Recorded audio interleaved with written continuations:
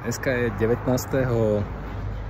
júla 2025 a som na krásnom pozemku u svojej sesternice, ktorá ma poprosila, aby som sa pozrel na jej tuju. No tak sa na ňu pozrime.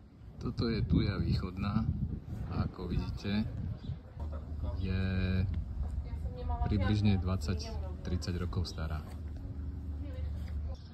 Budem sa snažiť urobiť z tejto tuju na spôsob nivaky, ale bonsajový typ. A sám som zvedavý, čo z toho vykuzlím.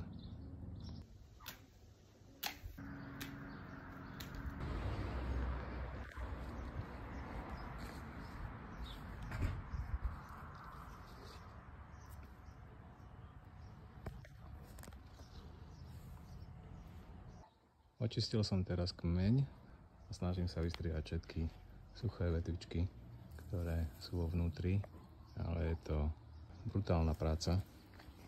Tuja je šialene prerastená. Pokračujeme ďalej. Pôvodný zámer, ktorý som mal s touto tujou na začiatku, mi samozrejme nevyšiel, lebo ako náhle som videl, v akom stave sa nachádza vnútrajšok, tak mi bolo jasné, že veľa z tejto tuje asi tam nezostane. Takže museli sa prestrihať všetky vetvičky.